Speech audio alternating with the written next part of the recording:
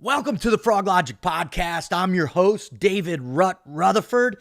And man, I just want to say thank you to all of you who wrote in not only about my last show, the Trump presidency, the Trump presidency eulogy, letting go. I really appreciate that, as all of you might have heard in my voice. As you know, man, I love the fact that America can work, but I'll tell you this, after watching this last process, I think we need to tighten the ship up and start getting a lot more focused on what's going to happen within our elections, within the states, and be conscientious of our liberties and what's happening right now, especially with the new For the People bill that's in the House of Representatives. So take a look at that and just be heads up on what's coming down the pike from the federalization of U.S. elections. You're going to love this one. All right. I also want to say thank you to everybody and all the amazing comments. Evan Hafer from Black Rifle Coffee had me on Free Range America podcast last week. And I was able to really dig into what was going on, what was happening over the last few months with me.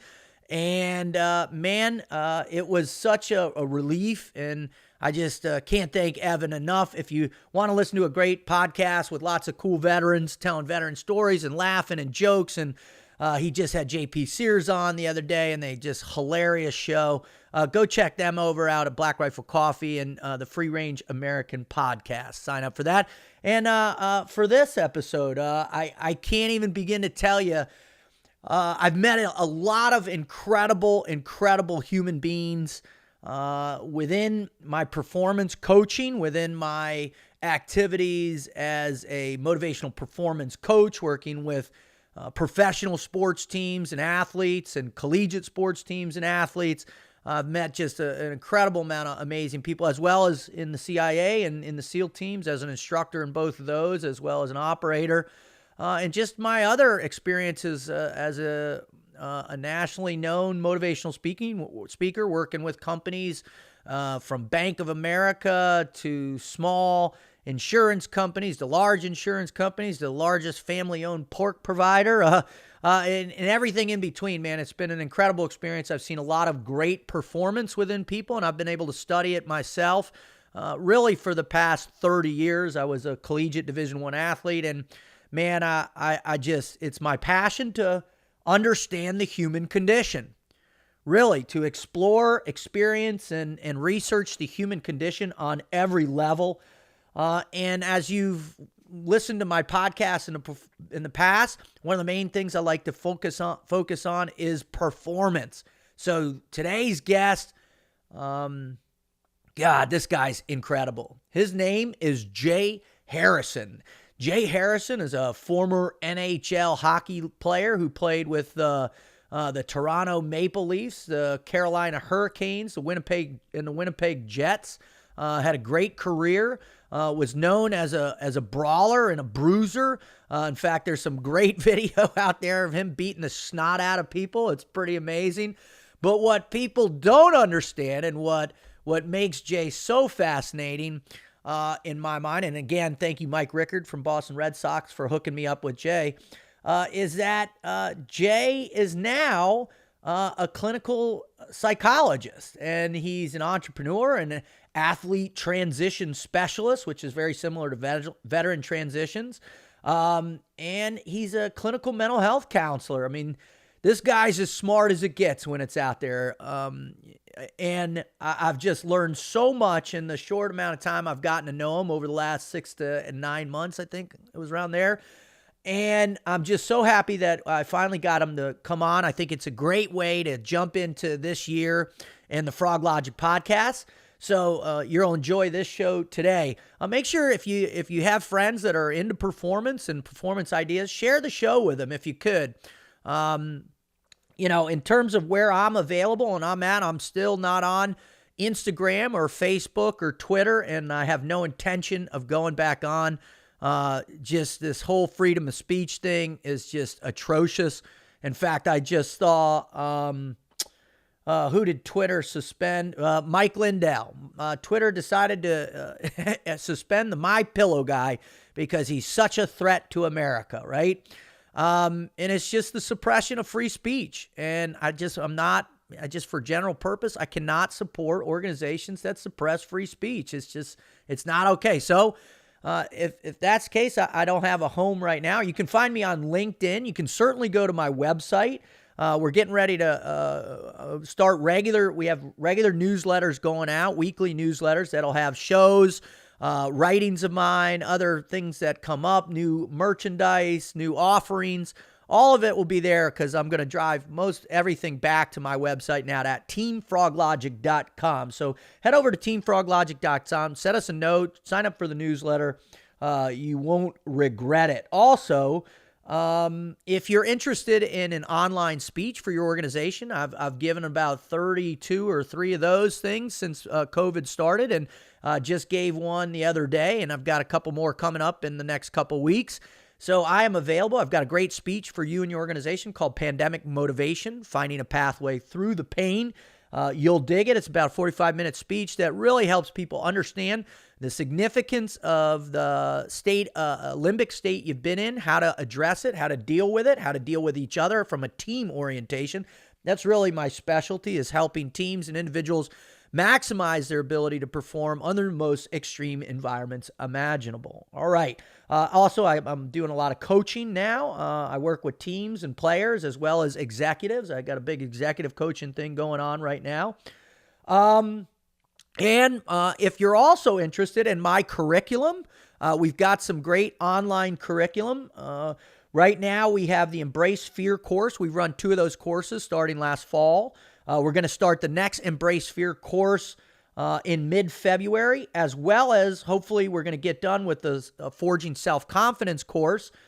So if you're struggling with learning how to embrace your fear, and that is to understand it, accept it, train with it, learn to reroute it, and then live with courage through your fear, then this is the course for you. I know everybody's been inundated with fear over the last 10, 11 months, so this is the course that's going to help you manage all that. And then my Forging Self-Confidence course is based on the book I wrote back in 2011 and 12, which helps individuals be able to fight the negative insurgency every single day with 8 simple missions of how to do that.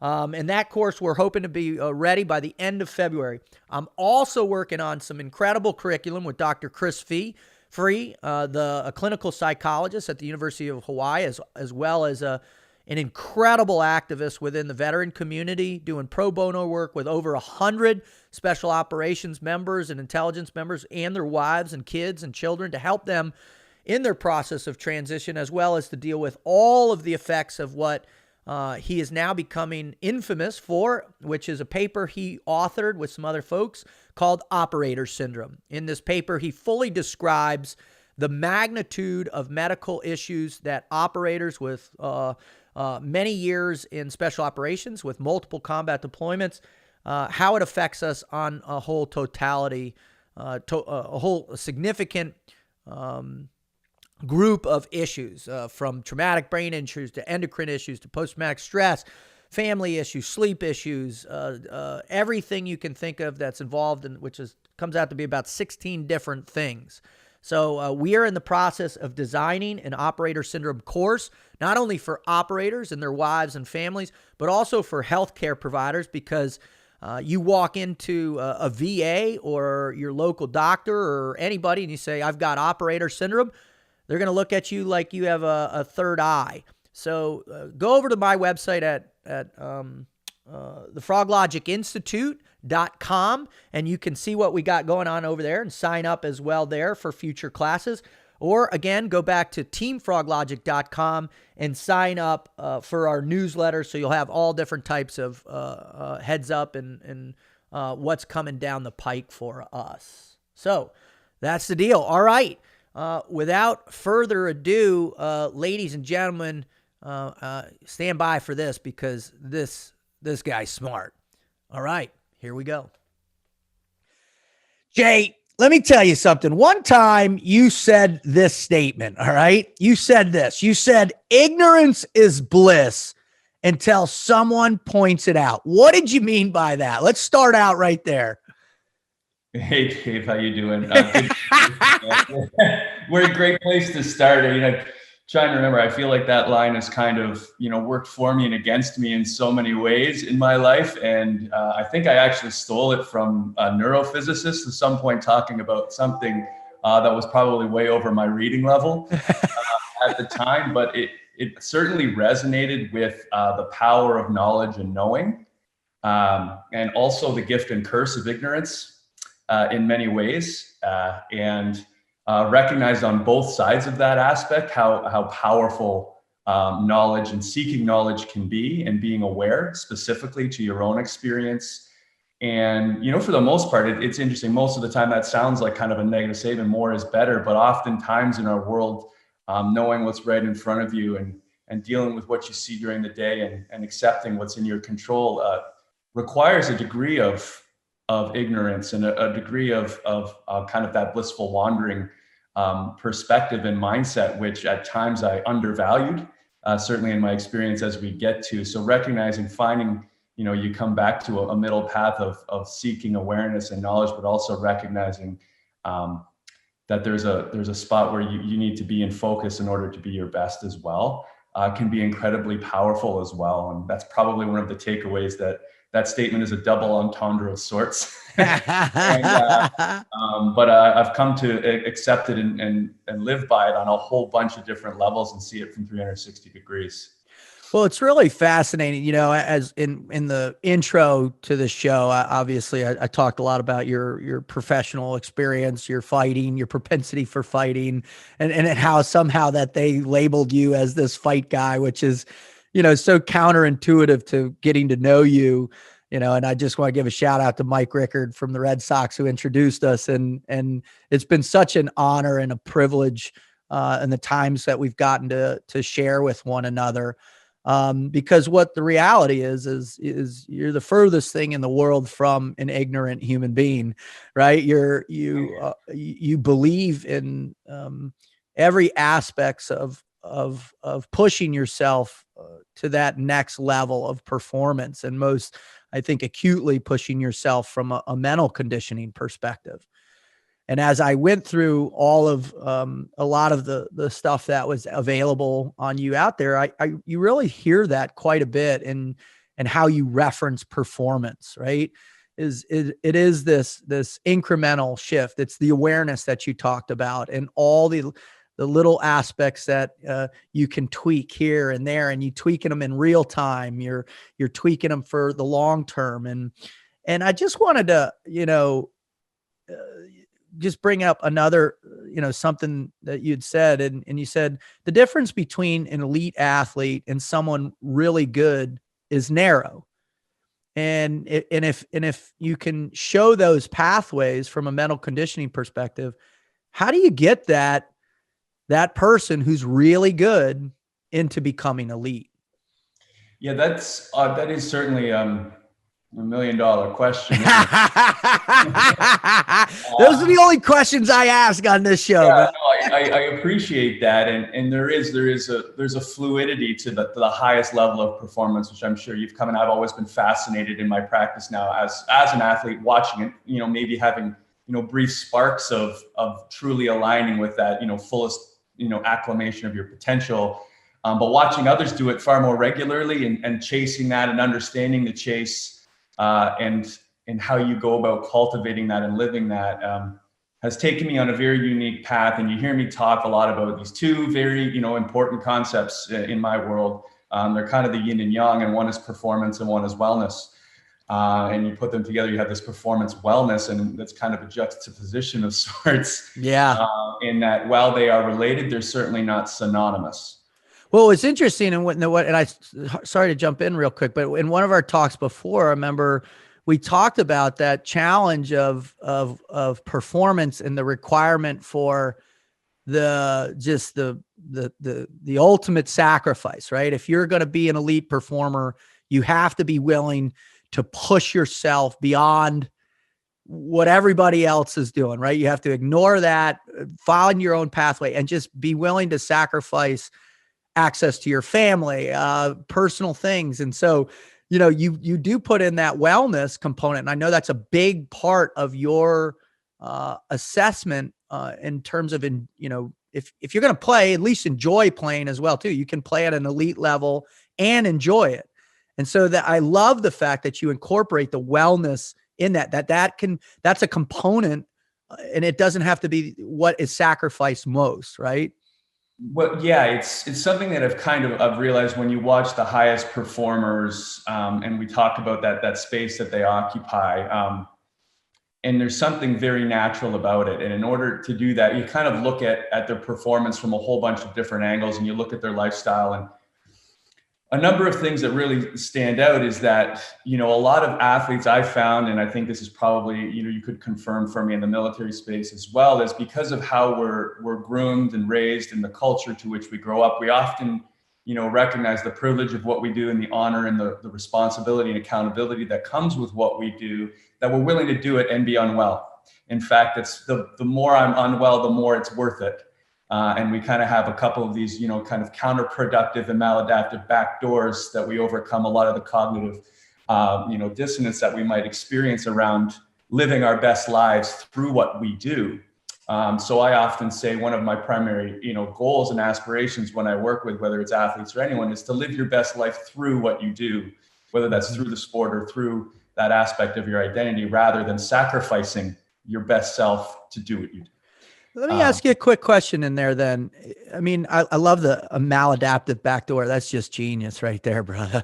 But let me ask you this, as one of the things I always see with young athletes, right? And as well as in special operations, you see, from an early age, this containment mentally of what their focus needs to be, right?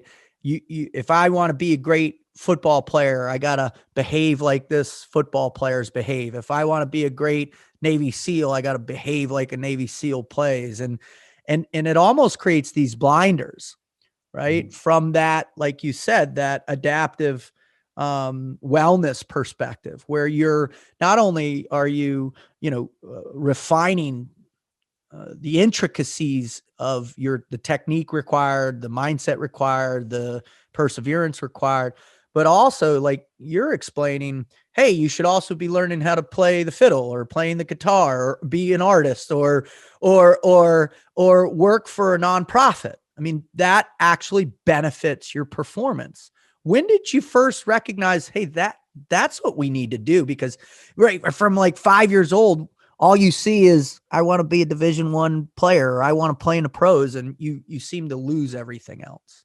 That's a really great perspective and question. That certainly is something that we tend to adopt an identity and a mythos around how we're supposed to be in order to fulfill that. And not only is that something that's internalized, it's also reflected and maintained by the cultures of what we do, probably even more so in special Exactly. Because of the significance of what you do. But in sports, it's kind of a bit more of a culture and a lifestyle and an identity to which you adopt the same motivational pursuits and practices to achieve everything. And you get into a whole bunch of those if I do this, then I can't do that kind of mentality in order to fit that structure. And I found, anecdotally from my career, I became my best player when I realized I wasn't an athlete anymore. People are going to hear you say that, Jay, and they're going to be like, what is this guy talking about? Well, that's exactly what 19 and 20-year-old kids, say to me too. But when I actually realized that there was more to me than just the wins and losses and what I was able to achieve in the game, what I valued for so long, I started to actually get a hint of a reflection of other parts of me that people valued, the contributions I could make in other aspects of my life. For me, that was through academics. I traditionally actually pursued pre-med degree and hung around with docs quite a bit through sports because I had great sports docs around me all the time. I loved to learn. I loved what they did, and they fascinated me, and I was quick on the uptake. It gave me a whole bunch of energy. And I found that the more I invested, what I call divested my identity into other aspects of myself, the more free and open I was to actually do my career, my sport, play the game freely. I was able to simply put the game in a place where it belonged, which is what it is. It's a game. And I kind of call this, and I attribute this to the fact that I was able to bring more positive things with me to sport. We often talk in a mindset, don't take your bad stuff, your crap home with you, and let that impact other areas of your life. I like to kind of flip that with more of a positive perspective. Say, well, what are you doing away from that sport, away from that career, that you're going to bring and make you feel good at the rink when things might not be so good? So whether I had a good game or a bad game, I still, went home and had the same routine. That made me feel good about myself. I had that sense of purpose, that self-efficacy, that I was contributing to something, rather than just being held to the results of a game. And I found that incredibly freeing. And I found that my performance changed dramatically, and I was able to get pretty much another decade out of myself. It's amazing sport. So that was what blew me away. I was like, all right, hockey's probably one of the most debilitating sporting events that you can participate in. I mean, the magnitude of stress put on the body, magnitude of impact, right, from CTE or all the different things that we've talked about in the past. And then, just the pace and just the extent and the grueling nature of performance that is within hockey. It's amazing that when you leave the rink, you could, go back to that divested identity and say, all right, I'm just Jay, father of 4 girls, right? I'm just Jay, the husband. I'm Jay, the student. I'm Jay, the musician. Yeah. And was it easy to be able to transfer your focus like that? Well, sometimes it was when, like I say, those motivational aspects that made me an effective athlete, they translate very well to certain areas of your life. For example, as you mentioned, a musician who played since I was very young, that discipline to practice and get it wrong 1,000 times before you get it right is something that, I attribute to a mindset. I think it's a little bit harder to find in kids who just like to practice, and the value of practice is different. But there's also something else there that I've hit on, and it was reflected back to me by, a mentor of mine, Paul Chek, from the Chek Institute in California, who I've had some, an opportunity to work with. And he frames it as working in. Working in. Yeah. Wow. And a lot of athletes and people who are, traditionally very competitive and use that motivational, ambition and determination, competitive self-realization kind of constellation, they tend to work out really well, right? We'll continue to work out. We'll keep working out, and we spend little time actually working in and cultivating a little bit of a different presence, a different energy within ourselves. And that's kind of been a little bit of that secret sauce to better understanding how we can divest, how we find value in what we do, meaning and purpose. Consistently, athletes, I find, are always externally evaluated. There's an extrinsic component to everything that we do. Measured constantly, every single. Matter how you thought you played. Yeah. It's what everybody else thought you played, from the media to your coach to the general manager. So all of these aspects come into this. Well, I don't really value finding value in myself. And that's something that kind of has to shift over time. And I found that academics was a way and a pursuit to contribute to the athlete experience in a different way that resonated with who I truly was so helpful in acclimating my fullest potential and playing to a level that I was capable of. Mind you, it wasn't the highest level by any stretch, but certainly I got far more out of myself than the traditional approach I brought to my career in the first 5 or 6 years. Well, it's interesting when you talk about, certainly not the highest level. Well, and it's funny, here you are, professional athlete, a doctor of psychology, you're involved in all these incredible, you're a success finder, certified, a coach, you're part of this great company, Game Change. And yet, you're still measuring yourself at the lower levels of performance within the NHL, and we do the same thing in the military, right? And in special operations, if you don't have, nowadays, if you don't have 8, 9, 10 combat deployments under your belt with 4, 5, 600 combat missions, then you're not equatable to being the best, right? You're not at you're not at a tier 1 unit. You're not this. So it's for me, it becomes, when I'm working with athletes in particular, is managing those measurements, right?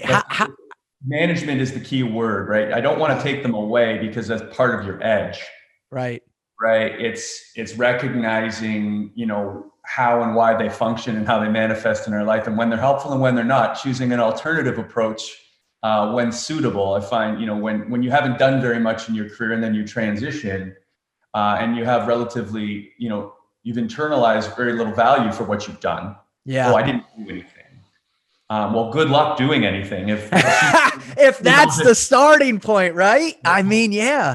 Value that. If you didn't value that, then there's nothing you're going to value about yourself. And I think we probably got to drill down a little bit and understand, how some of that come to be, and recognize how, how it did serve you for quite a while, and thank it. But in many ways say, well, there might be an alternative perspective to that. Ignorance is bliss. Until someone points it out. That you've got one of the most successful careers in your field and you don't think very much of yourself for it, is an interesting inflection point in somebody's development.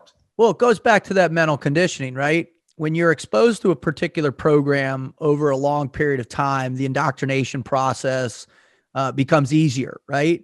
The more you begin to, where you hit that point of resistance, and then you submit to what the standards are going to be, right? The standards on your team, the standards of the external measurements of the league, the external measurements, like you said, of the media. That was the one that blew me away, right? When I started working with the Red Sox, I remember sitting with Dave Dombrowski and John Farrell, and they're like, hey, listen, you need to really incorporate the evaluation from the players of the 35 news organizations that covered the Sox in Boston. And then on the road, they had 22 writers that traveled with the team. The average for most groups are, 1 or 2 maybe from the hometown travels. But, and it was like, wait a minute, how big of a deal is this? And they're like, it's massive. And then I said, well, first thing I hit is, why has it become so massive? Why has it become such an integral part? And it, there's obvious business reasons for sure, but it's going back to that mental conditioning. It's almost as if there's a point where that athlete goes from that the idealism of playing, the beauty of the sport, the appreciation of the game, the love of competition, the love of the fight, literally and figuratively, to where the business aspect kind of closes in on that perspective. Did you feel that pretty extensively?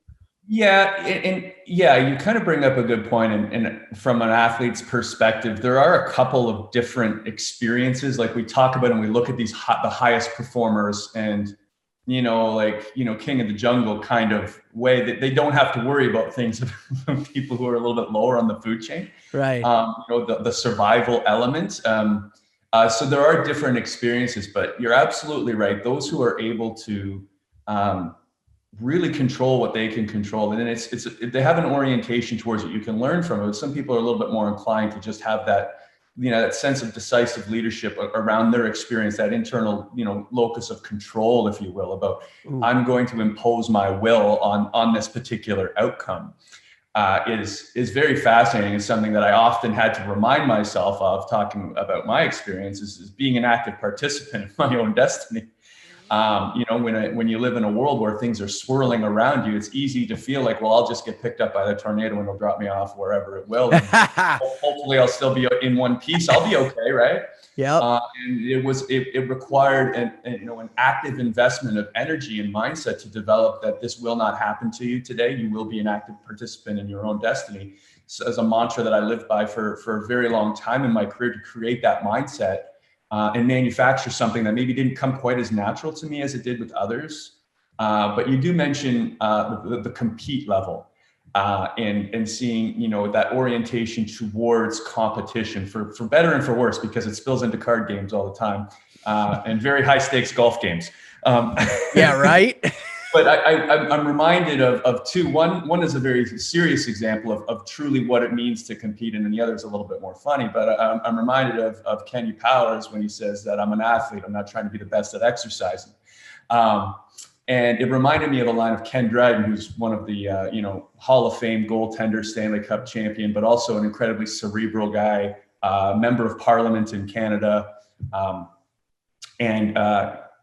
we trained together as he was in his retirement in his 60s, but we would train at the same facility, and we're talking about this and that, and he's like, people assume that I like to work out because I was an athlete. He's like, but I just like to compete, and this is I hate working out. I did it so I had the chance to compete. Yeah. And also is probably a mindset that you see that separates a number of athletes, that without that constructive conflict between each other, it becomes a very different ask to get them to be physical and use those physical skills, and replacing that competition level going forward into looking at life outside sport, life outside military. There are very few scoreboards that are as effective and direct at giving that feedback back to you on where you stand every day. And without that level of competition, finding meaning becomes difficult as well. That's what we see the most, in our transitional issues. You do have a significant component dealing with operator syndrome and all of the substantial medical effects and affects of the job and the experience, from TBI to PTSD to endocrine issues. So, all the actual medical realities to subjecting yourself to long durations of intense external exposure, right? Where those pressures on you, whether it's, getting blown up, whether it's getting, 2 or 3 concussions a season, whatever those are, those begin to, become, like you said, I love the term locus of control, right?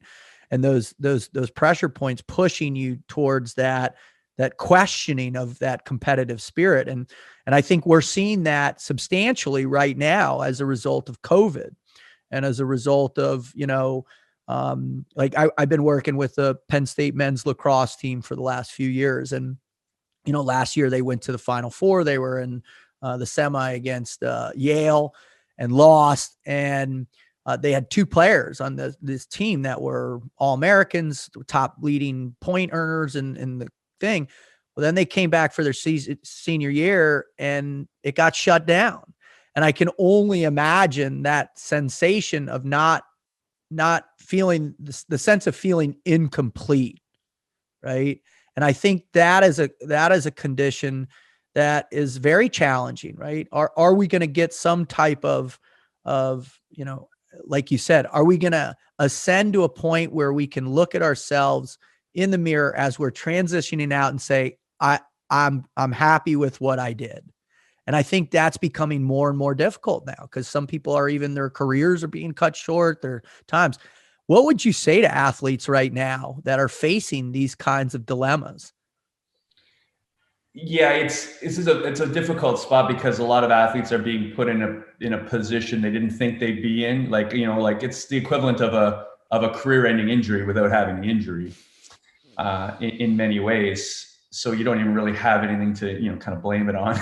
Right. And it goes back to you're kind of starting behind the 8 ball a little bit. And I talked about the divestment, right, and the performance wellness aspect. And one of the things that I really try and get my athletes mindset around is recognizing the value you have of divesting that interest to your actual performance. Like I talked about my initial story of like doing other things, finding other things you find value in, actually is a performance enhancing experience. While it doesn't directly do, okay, you're not working on this particular aspect of your physical performance, you're not watching video, you are doing things that are increasing your connection to others, you're increasing your perspective, your cognitive flexibility, your self-awareness. That's increasing that self-efficacy. You're taking all that stuff with you. Of course, you're going to perform better. It's actually not as counterintuitive as one might think. Wow, I spent the day, donating my time or reading about something, or performing in a play. I don't know, right? But yeah. Man, did I ever feel good about that? And man, do I ever feel free to do whatever I want to do next?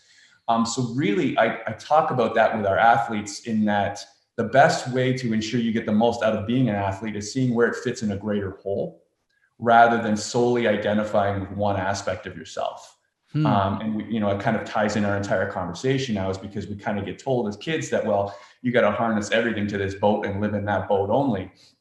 And we're not going to worry about other aspects of your life, because this is all that people technically value about you. And all you should probably value about yourself as well. So, what we're really trying to do is kind of break down some of that mythos and recognize that, through athlete development, through this support that we're doing, we're actually trying to be a performance enhancing, resource as well. Our goal is to get the most out of your athletic experience. And part of that is leveraging your athlete experience to check out other parts of the world and use that platform to go and experience things, make a difference in areas in your community. A big area, we see a lot of athletes making huge philanthropic initiatives and taking on some amazing things, making great change in our world. And to say that that is an isolated incident that doesn't impact their performance, I think is a bit of an oversight, and you miss the value that actually has for that athlete to perform at their highest level. Do you think that sometimes athletes can get too carried away with that aspect of their life, right? Where obviously it can become a gross exaggeration of their lifestyle. It can become, a distraction when they're in the news for all this other stuff that, you're bearing the burden of this year, I've never seen an athlete get more pummeled than LeBron James, right? LeBron just got annihilated this year for his social advocacy.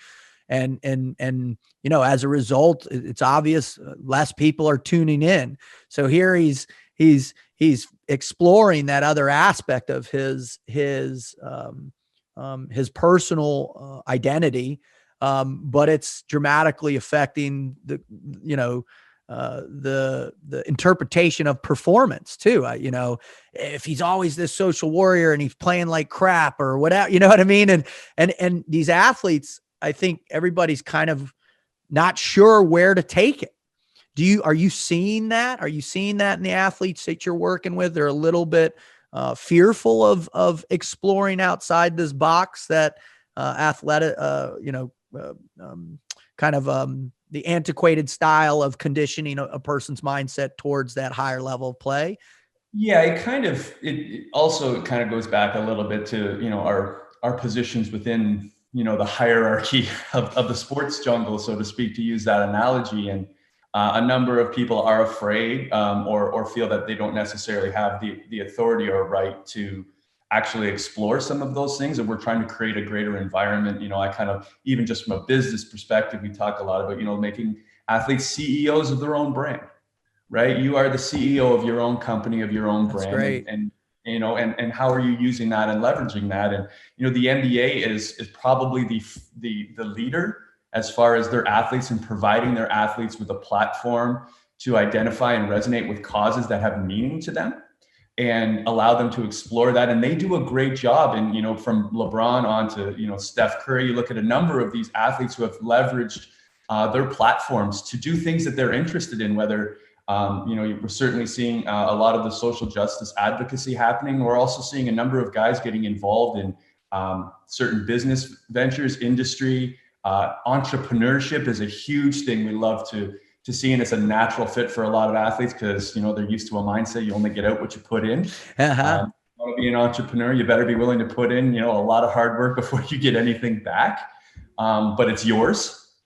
And we're seeing a number of those athletes who are leveraging their experience and making an impact in things that they care about, far greater than we would normally have seen in decades past. And that is part of a changing and shifting culture in sports as well.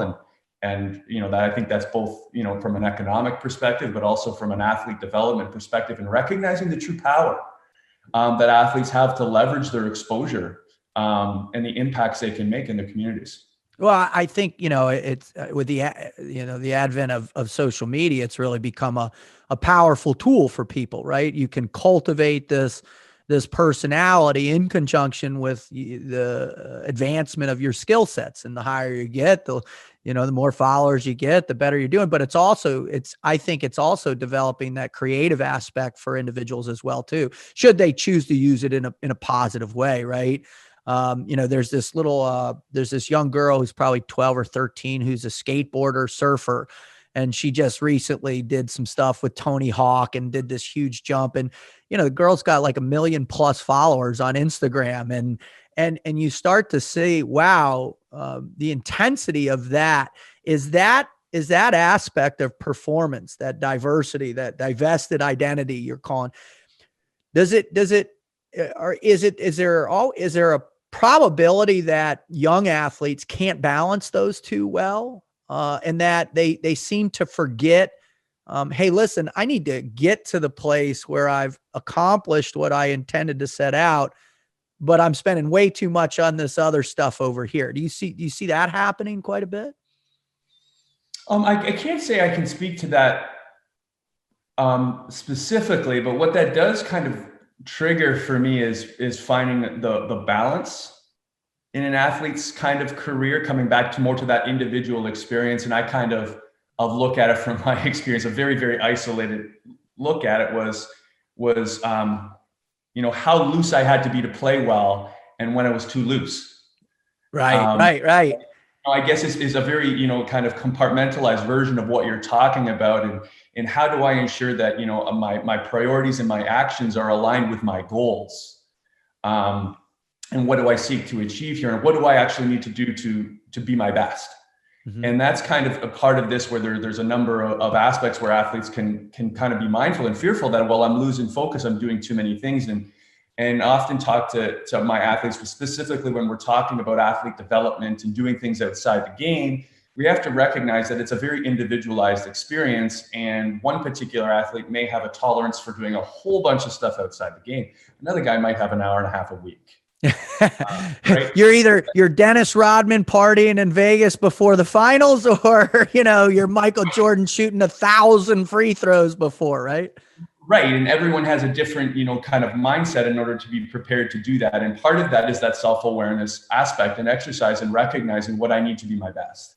Right. So understanding that that's an individual journey and not necessarily what other people think you have to do or should be doing, and imposing that on yourself, but rather, again, becoming awareness to what you can tolerate, what becomes that, optimal zone of development, right? When too much is as bad as not enough. In many ways. So I often use that example to go to a real athlete experience. We said I needed to be loose, but not too loose. Too loose was as bad as being too tight. Absolutely. So finding that balance in an athlete's life is a product of just doing a little bit of that work and internally and working in a little bit and understanding what brings you value in the most without overextending yourself, or over investing in certain aspects that are, malaligned with feeling good all the time. So, or at least for primary part of the time, nobody can feel good all the time. Yeah. Right. But, obviously we look for wins to be trends, right? And, bad days and bad games to be one-offs. And, what kind of behaviors and what are the things I need to be doing to ensure I'm trending and only one-offing my bad days or bad games. I love it. I mean, that's I think the evaluation processes, the variables that are out there are improving dramatically. And one of the metrics, the psychometric assessment, which I love that term. It just fired me up. I was like, oh, that's an awesome term, psychometric assessment. I dig it. And that comes from Dr. Larry Cash, who invented Success Finder. That you sent me that evaluation. I didn't know it was quite as long as it was. So at about 11:30 last night on my third thing, I kind of was like, all right, I got to go to bed, man. I'm going to be wiped out. But can you tell a little bit about, because what I'm hearing from you is that we're all individuals and there is a framework of performance that can get us, but great coaches, great agents, great mental skills coaches, great sports psychologists, great whatever, parents, they need to find the nuances of the individual in order to set them up for the greatest successes possible in that particular role. Can you talk a little bit why you found such great confidence in the Success Finder program? Yeah, absolutely. So Success Finder is it's a behavioral analysis tool that I've kind of adopted in my practice across how I work with clients, whether I'm working with athletes or corporate clients in a recruiting context or in a performance context, or even in a more of a wellness traditional, kind of counseling role. I use this tool very liberally to better understand my clients and help align them for success and acclimate their fullest potential. And Dr. Cash had a really, kind of interesting idea. He was very interested in success, as 40, 50 years ago, and trying to understand the underlying dynamics of successful people. And he realized very quickly in his pursuit that success is very complicated, and it's often very subjective to what an individual is doing. The long story short, the behavioral psychology, industrial organizational psychology side of it is that high-performing individuals within a given field will share a subset of behavioral traits that distinguish them from people who don't get those results. Very quickly, there's often a behavioral signature that we can identify in high-performing individuals within a given field, whether that's military, sports, teaching, law, you name it. Generally, if we're looking at enough data, we're able to identify some key behavioral markers that are highly predictive of success. And this becomes, a very important exercise. You think in a recruiting context, obviously we want to be attracting people who are aligned and feel very natural and comfortable in the ways they're going to have to behave to be good at it. And from that, you're able to really start to better understand an individual and help them align, orient, and recognize some of the behaviors that may be helping them, but then also some of the behaviors that may be, potentially holding them back a little bit. And if we can start to help stimulate some interventions around, hey, well, how do I become, more structured in my workday? How do I actually, value competitiveness, versus a far more initiative, intrinsic goal setting, motivational style. If you're going to be in sports, you better be extrinsically motivated, or it's going to get old very quick. Right. So while having that natural orientation increases your likelihood of success, recognizing that it's an area to develop can also contribute to your development as well. So I use the tool to really know my clients, cut through a whole bunch of stuff very quickly, recognize where their signature strengths truly are, what comes natural, and see how that aligns with what they want to do with themselves and where they fit. That might be in the current career they're in. It might be in a career that they aspire to be in. We'll recognize very quickly what's going to work for you. What are those tools you're going to play to? And then here are a couple ones that you might want to sharpen a little bit or be mindful of, because whether you like it or not, they're probably behaviors are going to be part of every day for you in that particular field. Interesting. The behavioral sciences were my first introduction. That's the first time that I was just like, oh my God, this is profound. And then over the last 20 years of just trying to understand more, obviously, there's a lot of resistance against behavioralism in modern psychology. And I think what ended up taking me really by storm was when I got introduced to Martin Seligman, and positive psychology. And really, I remember the first time I went through, there's a guy named Tal Ben Shahar, who's an Israeli. He's got the Happiness Project and all that stuff. And he used to teach the positive psychology course at Harvard. And they posted it online on YouTube, and you could watch all 36, modules of it. And it was fascinating to me because it wasn't one of those things that like, all right, we're going to just teach everybody to be peppy, and teach everybody to be, hoo-yah motivator, right? No, we're going to actually look at some defining personality or character traits that affect your behavioralism, right? And whether or not you do have a capacity for a positive visualization. Do you have a propensity? Can you alter the self-talk in your house, in your mind, to be more positive than negative? And then within, can you repeat this? And these are some of the principles that you guys are using at Game Change. Can you explain how you approach the individual from now knowing as much as you do about all of the variables, and what are the benchmarks, things that you latch onto? Do you find the positive attributes and try and build on those, or do you try and attack whatever, I don't want to call it a disorder, whatever inhibitors they have, and go after the negativity. How do you look at it? Yeah, I find one of the things that I look at, and I'm very mindful to say that, all behavior is contextual. Great. All behavior is purposeful. So even the most maladaptive patterns from the outside do serve an individual purpose and understanding. I think that perspective is so important to recognize in working with people, and it prevents you from working against people. Yeah, in addictions counseling, you often, see that there's a lot of, why did you do that? You can reframe and use the exact same words, but ask it very differently. And then tell me how that helped you. Like, yeah. Awesome. Yeah. Right. Not shame on you for doing that, but rather, what happened? Help me understand how that behavior was purposeful. In the same way with behavior, I like to look at, first of all, we focus and emphasize the positive ones, like I call the signature strengths, the transferable skills in our athletes. What's working for you? These are your skills that you go to every day, and we want you to put you in a position to engage them, recognize an opportunity. Let's say, someone is an incredibly highly visible, inspirational, expressive person. We want you capitalizing on that every day. I don't want you being quiet in the corner. I want you out there talking every day and feeling good and recognizing this is your natural self and this is where you're most comfortable. And at the same time, I also like to really bring, attention to those potential, aversions or behaviors that don't come as natural. You kind of mentioned one that does stick out for me to work with people is managing themselves. Mm-hmm. You talk about self-talk.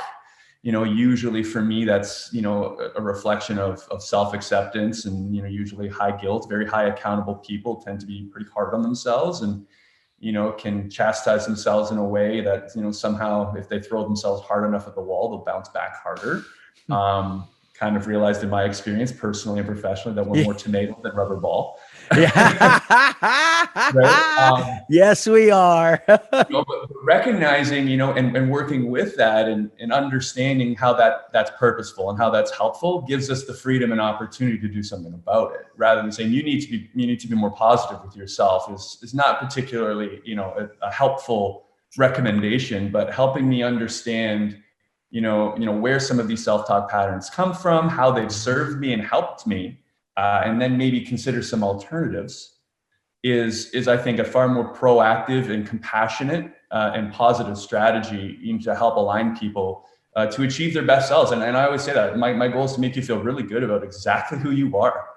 Have that confidence. And as that's, works with the athletes, whether we're talking about performance or transition preparation, we're really talking about, recognizing opportunities to engage in how you're hardwired, right? Those natural behaviors that come, usually are probably very attributable to your success. Think of things of athletes, that achievement seeking mindset, the industriousness, the work ethic that they bring, the results focused perspective. Usually there's a very strong sense of character that we see in an ability to overcome adversity, which is that very traditional resilience pattern, that grit we see that no, it doesn't exist in our lexicon, and we're willing to go over and over and over again to get the same result, where most people may say, hey, there could be another option here. Maybe I should try. Right. This is getting painful.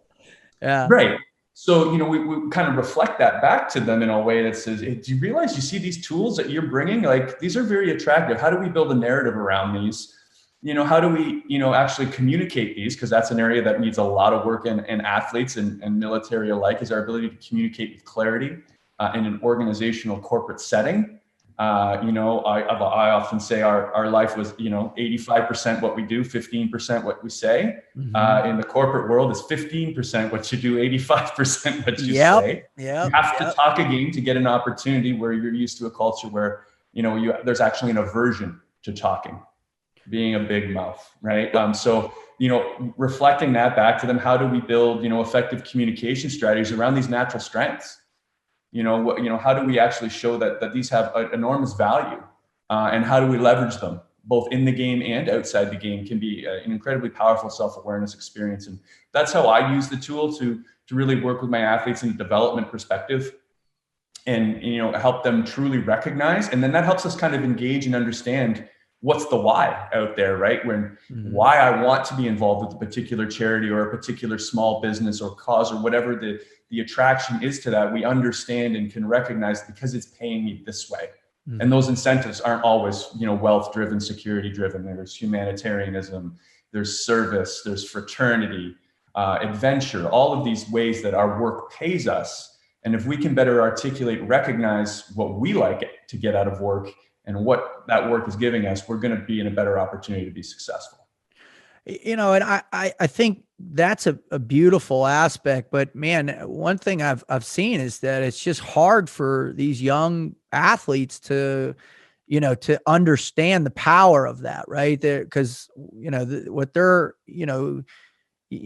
at the same time as you have people like yourself that are promoting this greater totality of process as it results to self-actualization, right?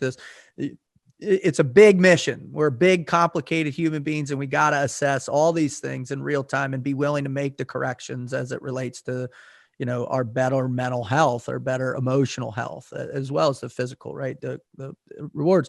But there's always those old school people that are out there going, I don't give a shit what you're doing, man. You need to perform on the ice. You need to perform on the field. You need to perform here. And all your little stuff you're doing, it's just, I don't care. Your performance doesn't cut it. This is a business. You need to go write yourself and get on there. Is that, do you still see that as a pretty extreme reality to that next level, right? Not so much college. College, there's the hoo-yah there. You're still doing it for your college team, and most players never even go beyond college. But man, that transition to professional level, that's a tough shift. Yeah, you're right, and that is really an old school mentality. Certainly, as I was, coming into pro, it was still very, very adopted. But as you said earlier in our conversation, Dave, sports are changing. Yeah, and the stakeholders, they're starting to see the value in this. Especially if you're looking at a global scale, right? If you're looking at like Australia, and you're looking at Europe and New Zealand, and some of the things that they're doing around cultivating the holistic development of athletes. Let me just hop in real quick. It blows my mind. I never imagined it was as worldwide as it was as substantial in North America. But a friend of mine, Dan, brilliant guy, former Dev Group guy, doing some great stuff with leadership out there. He had the All Blacks. He worked with the All Blacks, right? And it's like, well, why is this, traditional old school in rugby, old school mentality, right? We're going to go out there and we're going to brutalize her. But now they're seeking, leadership counseling from a former SEAL Team 6 operator. They're integrated in one of the top sleep doctors from Australia, Shoshana Halson or whatever. I forget her name. I always butcher her name. I'm sorry. But, it doesn't matter. Sport is really kind of, in some capacities, leading the charge on the comprehensive nature of performance. And I think they're really pushing it into a lot of other industries too. Are you seeing that? Yeah, I really am. And it is ironic because some of the sports like Aussie rules football and rugby, traditionally, identified as very brutal sports in the contact level and the violence that exists. But the holistic approach they take to developing their athletes is really inspiring and, is really leading the way. And North America is certainly starting to follow and recognize that. And I've talked a little bit about the NBA is one that's done a fantastic job in supporting their athletes and, of expanding their interest, their scope, and their reach. And getting that stakeholder support is so important. And that's kind of where the research comes in as well. And we, kind of being mindful of exploring how all these dynamics, interact not only with performance, but also with the wellness, recognizing that, being an athlete is a very limited time and a very important time in an athlete's experience. It does not, cover the entire trajectory of their existence. Certainly their career arc and self-development. It's something that's ongoing. And if we can contribute to that while they're athletes, not only are we doing something positive for their wellness, but we're actually probably going to get more out of them too. I think it's a mindset that this is beyond an altruistic thing that, you should do because it's nice. But rather stakeholders are starting to see the benefit of having athletes feel good about themselves, involved, it creates more productive, more, a greater sense of well-being for people. And the more aligned you are, obviously the performance is a natural thing that should follow as well. Yeah, that was the thing that was really kind of special about, the year I got to work, with 18 when I worked with the Sox that year as my third year with them. And that world championship season there was just a difference in mindset. There was just a different approach to it. It was holistic. It was a different mentality. The pressures changed. The reactions to things changed. They helped isolate their players a lot better from attacks, external attacks. They did great jobs taking senior, players that have been around and uplifting the younger guys. So there was a greater continuity of focus and a difference in a way they assess the pressures of the grind of the 162 games and so on. And then once the intensity of, we're going to break the records of wins, we're going to break the records of this, managing all that as well too. So you really see teams making this push towards this type of really conscientious intent, right? Hey, we're going to take better care of our athletes. The question I got for you is, let's say a coach is listening to this, an athletic director is listening to this, whether it's high school, college, or even a professional manager or general manager. How do they begin developing a program like this at their school or on their team? That's a great question. And, a number of organizations, leagues, associations have some pieces in place and are starting to develop these, but it becomes with that overarching understanding that this isn't just about tomorrow, right? These programs and these resources for our athletes and are something that we really want to, be contributing to today and to tomorrow for these athletes. And in that, we're getting the most out of their experience, and we're providing them with the greatest resources for their development. So, really aligning with some champions is obviously every new cause, innovative cause requires a champion. And having those pivotal people that people listen to is a critical step I found in aligning and getting people, to listen and to consider new ways of doing things. Sports tends to be, a little bit more conventional in its approach. It's part of that determination mindset, right? Like, it's not broken. We just didn't work hard enough. And it's very effective. We don't want to change things. Changing things means that we're giving up. So that's part of understanding, working with a mindset rather than working against a mindset. And really having that and understanding, and speaking to that development of those individuals, knowing those players, putting them in positions to succeed, allowing them to be their authentic selves. Right. Do athletes know who they are though? I mean, when you were in the locker rooms at all the levels you were at, could you generally look around and say, yeah, 90+% of these people in this locker room actually know who they are? Well, I think we're just like everybody else, in any other workplace. I know we do something very unique, but, as we talk about in the mental health space, we're just as susceptible to the pitfalls and realities of being human as everyone else. Some guys are incredibly self-aware and unapologetic about other guys, probably have little awareness about, who they truly are and are trying to, portray a certain way in order to survive or to fulfill a certain aspect of themselves, but come in all shapes and sizes. But it's about, being, authentically seen and heard in a way. And it kind of ties into, you talked about your great experience with the Sox, and gets into a little bit more of a team culture mindset and perspective, and developing cultures. I'm far from an expert on developing team cultures. There are a lot of experts out there, but you talk about reaching a certain level within a team culture where, there's this exceptionalism and a level of professionalism and commitment and performance and maturity. And I often such a great word, Jay. That is the word right there. And I have this theory that, the sooner you get your child locked into one of these crazed, programs where they're training every night. They're training on weekends. They're training with strength and conditioning coach, mental skills coach, the specific target skill set coaches. They're playing on 2-3 teams in their high school and their travel team and their whatever. And man, we're literally just putting the blinders on these kids to that potentiality. And we're driving them deeper in this hole of performance that they're forgetting all these other critical aspects to their development.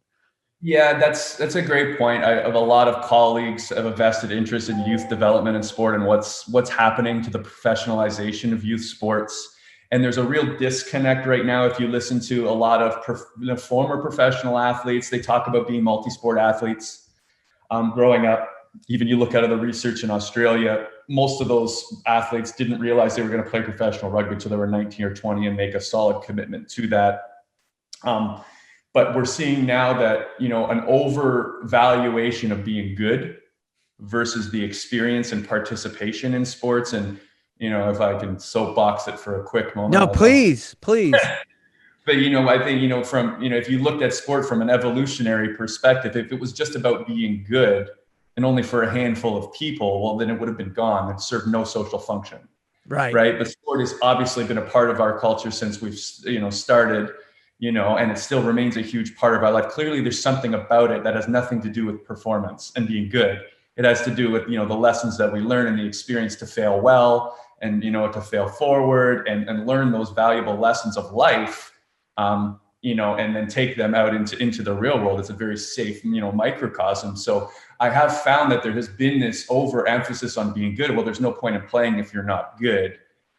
Which has really, I think impacted the youth experience of sport, and we're really missing some fundamental aspects. But the catch-22 of it, and as a parent, I can speak to it, you get really stuck in this tough spot because with the professionalization of sport, you have to be good to get exposure to the highest levels of development. Yeah. Right. So when I was a kid, when you were a kid, I could make a soccer team because I was an athlete. Teams were picked on athleticism. Mm-hmm. Right. I didn't have to skate all summer in order to make a hockey team because I was a good athlete and I was still exposed to the highest level of development. Now they're not picking on athleticism. They're actually picking on skill specific things like, I've even heard, 8 or 9 year olds talk about hockey IQ, baseball IQ at 8 and 9 years old. Yeah. Yeah. Right? And if you're not playing 11 months a year, you're not going to be able to have acquired the skill to get exposed to the highest developmental level, right? So the kind of environmental individual interaction that happens there, that you kind of, as a parent, you're like, oh, holy smokes, now I have to, my son or daughter have to pick a sport at 7 if they want to have any hope of having some degree of success in the game. Right. Again, it becomes this black or white decision that you have to make on behalf of a child at a young age, which is an uncomfortable place to be. And I feel is a difficult spot. So I understand the problem with it, but the solution isn't just like, oh, well, I played a lot of sports when I was a kid and I was fine. So, your kid should too. Yeah, right. That's right. That doesn't capture the true, issue at hand, in that unless we make some fundamental cultural changes around what we value about youth sport, nothing's going to change, because parents are going to be continually driven to expose their kid to the highest level of development, and kids want that. But it also requires a huge sacrifice in a number of aspects of their life. So it becomes a bit of a runaway train. Absolutely. No, that was beautifully put. I mean, that was probably the most eloquent I've ever heard people put it before. And, and I've not only dealt with this, dealing with youth athletes and trying to help them and the burnout and watching that and the pressure and them just hitting that point and dropping off. And then I'm, I've got my own kids, right? Everybody is in soccer. It's the one sport everybody's playing. School sports are shut down, but soccer youth leagues are still going pretty good down here. And, the little ones, they just show up and they're kicking the ball and they're great. Well, our oldest has moved into these travel teams, and, the team they're on right now, there's 2 teams. There's a white team and a blue team. The white team is playing in, the national tournaments, the sub-regional tournaments. They have 5 players on the Olympic development team, these young girls. And it's like, now we come back and we hear the pressure on our daughter, and Jonna, captain of women's field hockey, at University of Maine. I played at lacrosse at Penn State, so both athletes plus the stuff I've done professionally, and it's like, okay, this is what we're going to do. Let's talk about, field IQ. Let's talk about defense. Let's talk about 1v1 versus zone orientation. Let's talk, and she's 12 years old. This is her second year ever playing soccer. She's just a natural athlete, and she's able to compete at this level with these people who've been playing for 6 years because she's a great athlete. So it's like, where am I and what do I do? And where do I go after that? And how do I, and I think this question is applicable at all levels, is when you see somebody that has a propensity for that work ethic, they're willing to make, what's the big quote is, are you doing the work when no one's looking, right? Are you doing the reps when no one's looking? Are you reading the stuff? Are you watching the video when no one's looking? All that stuff. And it's like, man, how do you assess the player and when they're ready?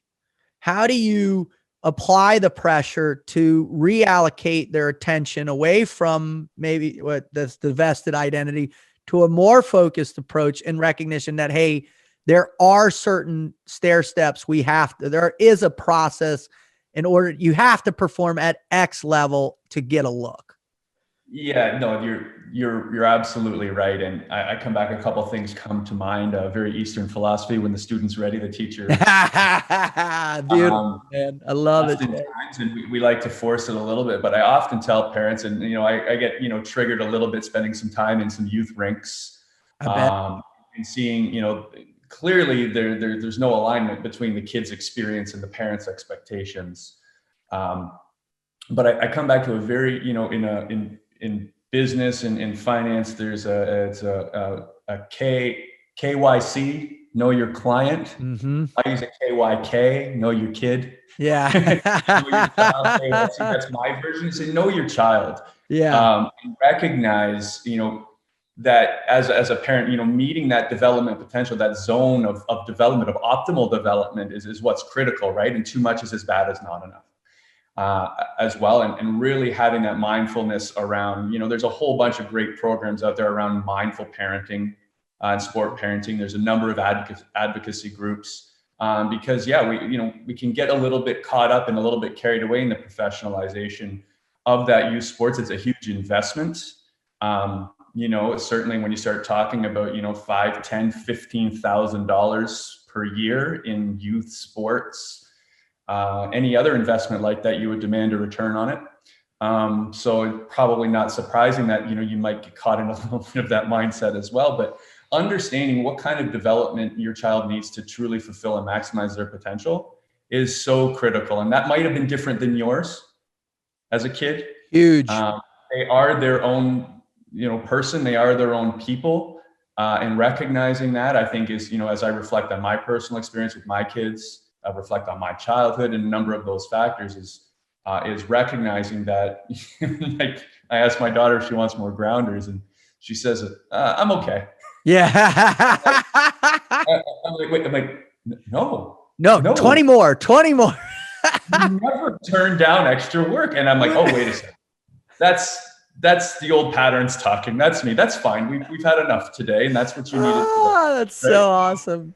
Finding that. But then there are kids that will they'll play till dark, and they'll go on, and then they'll go into the basement and do more work, and they'll go and do that. And recognizing that, and being mindful and responsible with our kids, especially in sports, is critically important. Recognizing that the most value they'll get out of the game, regardless of what they do, is how far they get at an accomplishment level. The most they'll get out of the game is what they take with them into the other aspects of their life. Amen. God bless. Well put, brother. Even at the professional level, I still look at that. My job now is to help people recognize, their experiences in sport and how they transfer them into other aspects of their life, and how what they've learned through sport has been attributable to their success. So, it's not just about, minor hockey or minor, sports, collegiate sports. Even at the professional level, we're still doing the same thing. We're still extracting the same meaning out of our experience. It's just at a different competition level.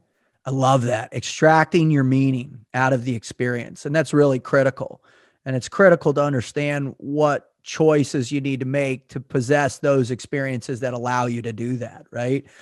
Let me direct it at you specifically now. Obviously, you recognized early on that you wanted to, you know, not just be confined to a particular internal evaluation, right? I'm not just an athlete, man. I have this big, beautiful brain up in my head. And that drove you to do what you're doing now. How do you take the lessons you learned as a competitive professional athlete and apply them into the world that you're doing now, right? Which is clinical psychology, research, really trying to optimize how do you guys to help people acclimate their true potential? How have you done that?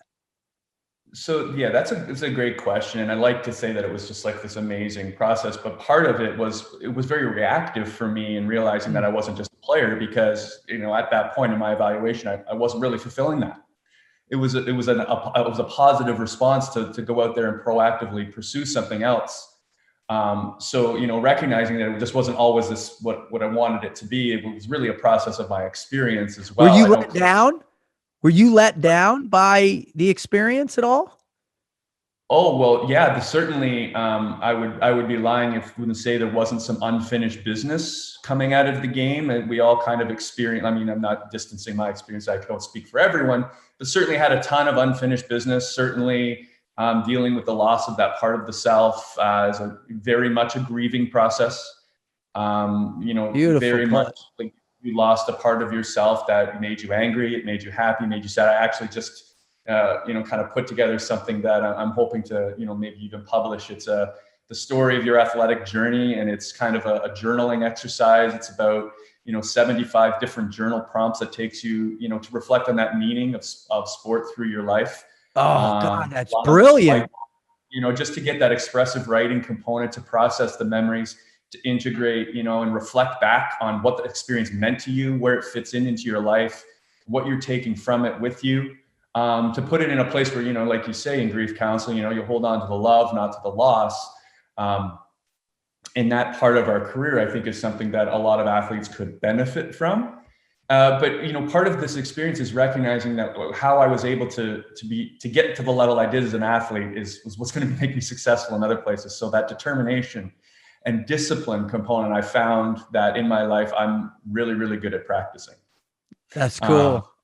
And I can embrace the suck better than most people. I wouldn't necessarily say that unless I saw some data that suggested I hang on a little bit longer. Maybe I just don't learn quick enough. Right. To be different. But I recognize that my ability to embrace the suck and stay committed to the long game is a real strength. And that gives me that motivational persistence and patience to see things through, like getting, obviously advanced degrees now as a licensed counselor now, and as completing my PhD now.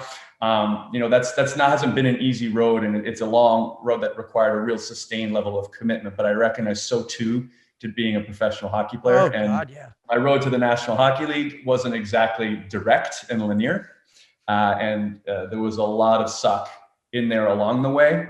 And I use that as fuel and recognize a number of those aspects. Certainly having to manufacture confidence when you maybe didn't really have it. I have experience doing that and can leverage that going into a room with people who are experts. And feeling that you have something to contribute and having the confidence in your ability. These are just a few of those transferable skills that I recognize served me so well in my career that are largely hardwired. And I want to leverage them and embrace them while still capturing a couple other ones that maybe didn't come quite as naturally. One of the things athletes don't do is initiate independently. Surprise, surprise, like military, we prefer to be told where to go. Always waiting for them orders. Yeah, and we become very good. And sometimes it actually gets misinterpreted as initiative because you go work so hard and execute so well, like, wow, you're a real go-getter. Well, no, I didn't really go get anything until someone told me to. Exactly. So how do you reframe that question? Why am I doing this? What's it for? And acting of your own volition, that sua sponte. There's a great military Absolutely. as well. I actually have come to really appreciate and use that mantra, sua sponte, acting of one's own volition, and being self-autonomous and self-directed in our behavior, because we want it. Interesting. Yeah. Becomes a very unexercised muscle that you need to constantly get in the gym every morning and be mindful to. Well, let me ask you this. All right. So, I mean, you don't commit yourself for as long as you did without that love for competition, right? That love for camaraderie. I mean, that was a big one for me. Why did I keep coming back to, a career where life and death was, the normal aspect of your decision tree. And it was, for me, it was really about that sensation of purpose, that sensation of mission, that sensation of camaraderie, the trust, right? There's no better trust than knowing somebody will take a bullet for you, right? It's an empowerment significantly, or somebody will step into a fight for you in the ring or on the ice or wherever, or, even in your business, that somebody will stand up for you, and how do you then take, those desires, those aspects of kind of that hardwiring that you're talking to, and then translate it into where, it's, I don't know if mundane's the right word, but a little more, the pace is slower with helping an individual on a psychological level. The wins aren't the same. The victories are incremental. How do you assess that shift? Well, that's an important part. We kind of talked about the scoreboard a little bit, and changing the scoreboard. And, you have two components that you really hit on: that fraternal nature, the camaraderie, being a part of something bigger than yourself, is often lost and hard to replace in that way. Sports and military are very unique cultures, and even being on a team isn't necessarily the same. But that requires that insight and that reflection, and you've got to do the work a little bit and understand.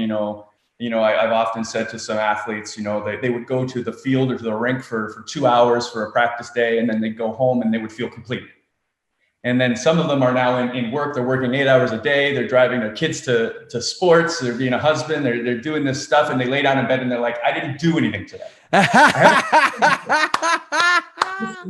And it's like you kind of reflect that back to them, and you realize that, the measuring sticks are very different in the purpose and the value of what you're giving yourself, right? And that's something that, again, is a required shift in a little bit of that mentality, and integrating, okay, well, how I used to evaluate myself is a little different. Maybe I expect too much, and that's okay. It can sometimes feel very icky to say that, well, you don't have to be the best in the world. Lower your standard. Yeah, and even say it, like, I even cringed. It was hard for me to put it out there. Right? Yeah, it's hard to say that having a little bit more balanced approach and recognizing that it's a bit of a longer play, and that your ability to impose that will on things is a little, maybe less. In those aspects of your life, and being okay with your new place. You hear guys that don't want to be average. They don't want to just be, a normal person. There's an aversion to that mindset, and, finding a new place and meaning within what you're doing, maximizing your contribution, while recognizing that you're never going to be able to keep scoring the same way. It's always a challenge. Like, there's no recipe for it, right? It's just, and again, I don't really attest to that there is a direct prescription for that. Here, go do this, and then it's gone. That's not how it works. No way. Right? The process, it's a path made by walking, and you're going to come up against it time and time again. Like transition. 3 years into my transition, you hit a pothole on something bubbles up to the surface, and it's, you kind of got a little, it's a little bit of observation, and recognize the pattern and breathe through some things, and get back on track a little bit, rather than working against it, and fighting and resisting all the time, which works so good for athletes. It doesn't necessarily translate. Again, as I said, behaviors in one context don't necessarily translate to another. And some of the things that make us really great athletes, some of the things that make us really great officers and special ops don't necessarily translate well and require a different form of exercise in the behavior mental gym in order to become more fluent with, right? And you don't have to deadlift every day. Well, I think that's the great challenge, right? We become conditioned. We're incredibly adaptable to conditioning, right? Especially if the programs are good. If the programs work and we see results or we feel results, we think we can start to think a little differently, and then the expectations shift, our perspective shifts. Right now, all of a sudden we're like, "Wow, this program's awesome." But the challenge is which program works for you, or do you need a completely individualized program? And how do people begin to assess that? What are some just initial sequences that people can jump into to say, all right, this was my identity for X amount of years. I invested thousands and thousands of hours into it. The mindset, everything, the body, the physical, spiritual, mental, emotional, all here. Now, all of a sudden, I'm on this side of the end zone or the blue line or whatever euphemism you want to use. And now I have no idea what the game rules are. What's a good way to begin that assessment to get a better understanding of your all the things that we're measured on now, our IQ, our EQ, our ability to succeed, our ability to integrate socially, culturally, all these things. Yeah, pretty interesting. You used your example, and people, I don't know if they'll see on the podcast how you used your hands to you created two areas, but there was an area in the middle that you missed. Yeah, the transition. One identity right to the other. And in some of the research in athlete development and other areas, we call that a liminal experience. Mm-hmm. This kind of concept of being, betwixt and between. I'm not what I was, and I'm not yet what I'm going to be. And it's very uncomfortable. And a lot of people find that in the reintegration and the re-exploration where, I'm really exploring, but I'm not particularly committed to anything. And how we do that and how we go out and give ourselves the freedom to be vulnerable, to learn something, to not be, the best or smartest person in the room is a very difficult experience. And it's not going to be easy. It requires courage. To do it. Speaking from my experience, I don't claim to be don't assume that I'm the most courageous person in the world, but it took vulnerability to be, a psychotherapy student working with psychiatrists. And, effectively you get told to go back to your sandbox. Is how I kind of put it. And I was like, wow, that was humbling. Yeah. But you take it and you go back and you make the best damn sandcastle you can. Right. And you're like, look, see, I can. Right? Yeah. So there is a humbling component, and finding that is really what I think the most important. And as you said, there's a whole bunch of different ways to get there, right? It is a path made by walking. And the most important part that I've found is developing a relationship with someone. Mentorship is important. Amen. Someone who sees you, right? Someone who somewhat understands your lived experience, doesn't necessarily have to have directly been through it, but, at some level, has a true empathic understanding of your experience as it is. They don't necessarily need to have lived it to say, oh, well, this is what I did. That's not always helpful either. Mm-hmm. But someone who can truly reflect back, what you're experiencing in a way that makes you feel understood and heard and accepted. Yeah. To help you kind of navigate and chaperone these experiences and help carve out a roadmap forward. And that looks different for everyone. Someone might resonate with a particular individual or a program or a structure, and that's great. But I think integral to all of those, what you're really ultimately finding is mentorship. And a freedom to, kind of create that space to go out and explore safely and to know you have a little bit of a guardrail around you and someone to fall back on and help guide those experiences, maybe even make a, kind of a little bit of a leap. Programs are very helpful in making introductions, social networking, getting some exposure to tell your story. I often say that, one of the analogies, I'm an analogy guy in case people haven't noticed, athletes in military, I find a lot of people, they're like jumbo jets. They can soar for 10,000 miles. They have so much potential. but we often forget about the 1 mile of tarmac we need to get in the air. Every jumbo jet still needs a mile to get up in the air. Yeah. You get them in the air, they can soar 10,000 miles beautifully, gracefully, so much potential, but they will always be grounded unless we, actually have the runway and build that and the resources and the infrastructure to get that plane in the air. That's beautiful, man. That's about as good as it's so funny. I take notes, during my interviews as well too. I've got like 15 things you've said that I get to, that's like triple the amount I usually have. So it's just, Jay, you're just, you're espousing real wisdom, man. And it's just so cool to see, somebody, it's always tough.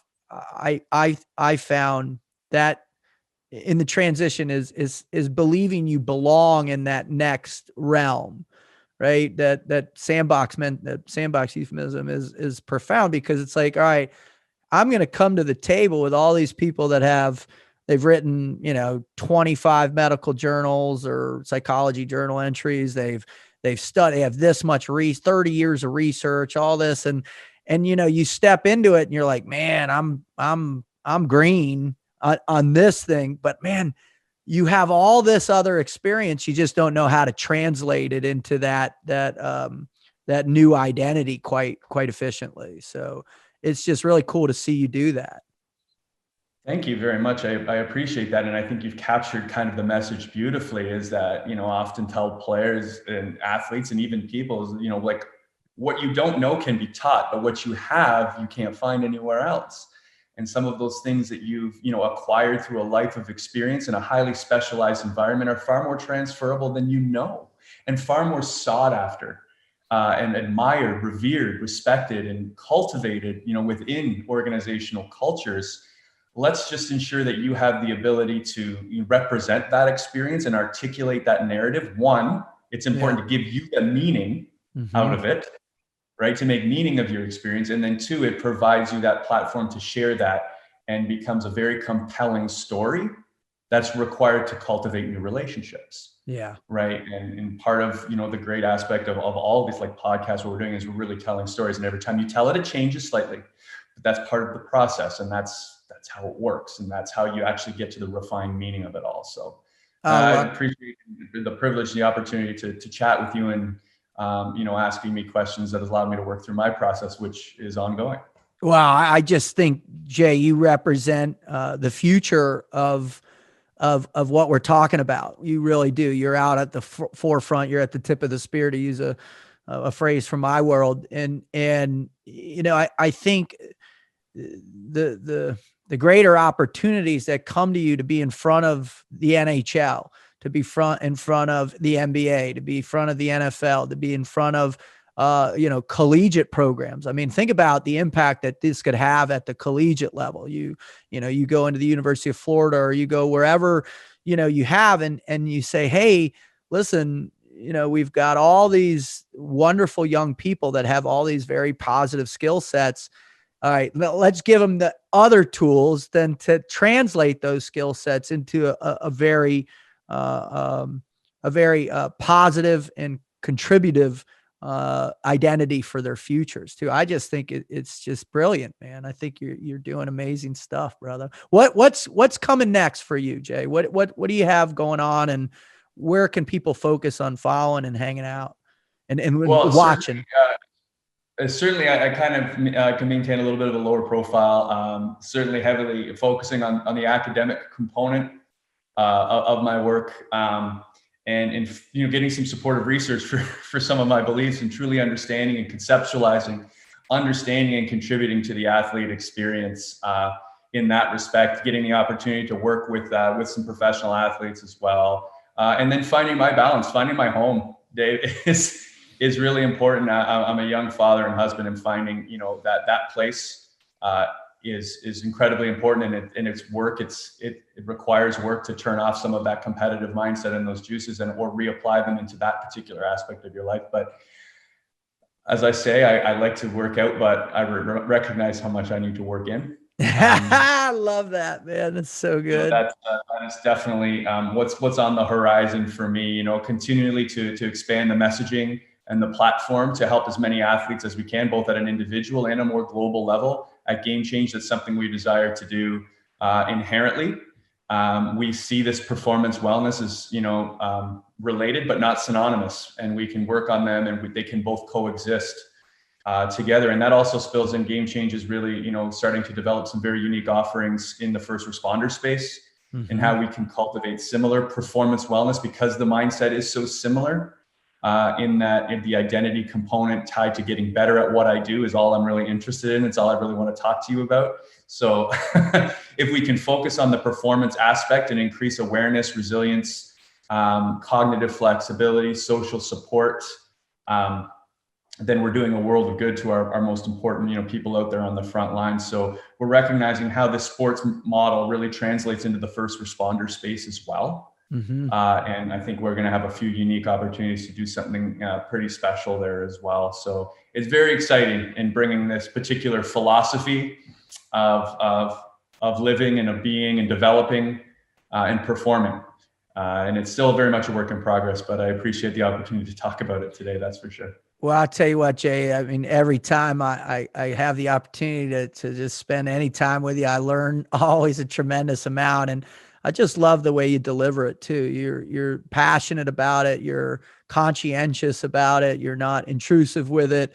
And most importantly, you bring a real positivity that there is a pathway for everybody, right? On this path that we're all walking. And there are, relatively, not overly complicated systems that are available that we can advance ourselves and really start living our best lives. And man, you bring that every time. And I just can't thank you enough, Jay, for coming on, man. God bless you and your family, brother. Oh, bless you. Thank you. And it's been a privilege. Thank you very much. Now, if your brain is reeling as mine was during that interview, then you're doing all right, because Jay, I tell you what, not only is he incredibly insightful, but this guy understands what it takes to become a high performer. I think his insight on the power of knowledge, the incredible blessing it is to really dedicate yourself towards your own personal wellness, as well as your team orientation and wellness, and understanding the sacrifices that are a part of becoming a tier 1 level performer, or even just a performer in your everyday life. I mean, his insights and his experience are just remarkable.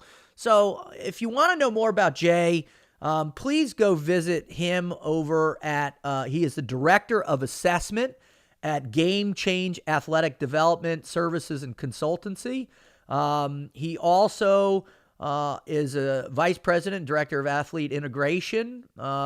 He's a Certified Success Finder Practitioner. I took a portion of that evaluation. It's very good, very cool. And this guy is just, I mean, he's out there living this truth and trying to help people become better performers in every way. And he has the background, the intelligence, and the drive to be able to help you. So go check Jay Harrison out. You won't be sorry. Again, also, if you're interested in knowing more about what we got going on, we're still kind of without a social media home after Parler got shut down. Again, free speech, and I'm going to keep hammering this free speech thing as much as I need to until we can see some type of pulling this back from the grips of really a totalitarian mindset. Also, pay attention to the elections and what's going on with the For the People bill that's in the House. You got to check that out. You got to read what it's saying and taking the power away from the states and states' rights. So be aware of that. Also, go check out the website at teamfroglogic.com. You can see all the different things I've got. The Froglogic Institute, our Embrace Fear training course coming up in mid-February, as well as the Forging Self-Confidence course that should be at the end of February, and then the Operator Syndrome course that we're hoping to have done by April. Check all those things out.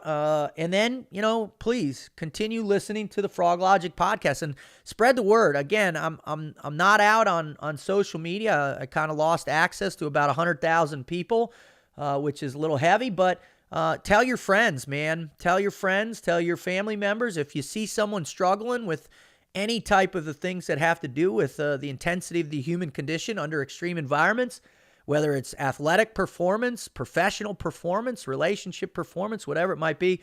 I'm trying to really dig into shows that are going to help people through the difficult times as I remain positive. Again, also did a recent interview on the American Free Range podcast with Evan Hafer from Black Rifle Coffee, a good friend of mine, just such an awesome human being, and for having me on. And I will be going back on that show, I think, in February. Not sure what we're going to discuss this time. Evan always likes to hit me out of the blue.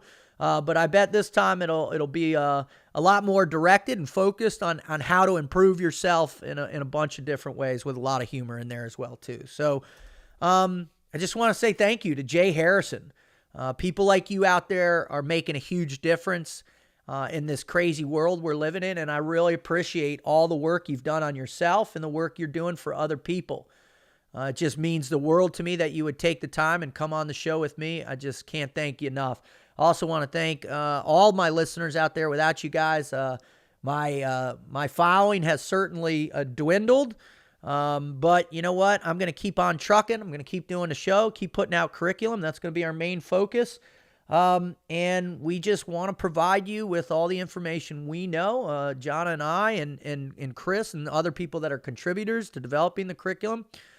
And we want to be able to help you when times are tough. That's what Froglogic is.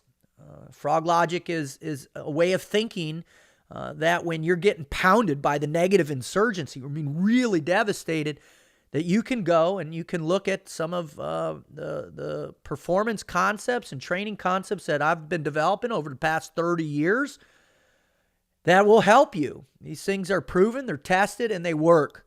Again, I'm not here to sell you 6-minute abs or teach you how to make $1 million in 30 days, but I am here to tell you that life is about suffering. It's about managing that suffering with some very effective tools so that you can walk that pathway of pain in search for some relative peace in your life, that you can maximize your potential, and most importantly, that you can feel some sensation of meaning through the power of your relationships and your activities and your performance. So thank you to all my listeners. Thank you to God. Thank you to Christ. There's the ultimate performance right there, isn't that? The ultimate performance. So thank you for showing me the way. Thank you, Jonna. I love you so much. Thank you to my children, my family members. Thank you to all my friends who helped me over the last several months, really kind of get through my tough time. Hopefully old Ruddy Rut is back and in the saddle and going strong nowadays. So thank you all for that. And God bless you.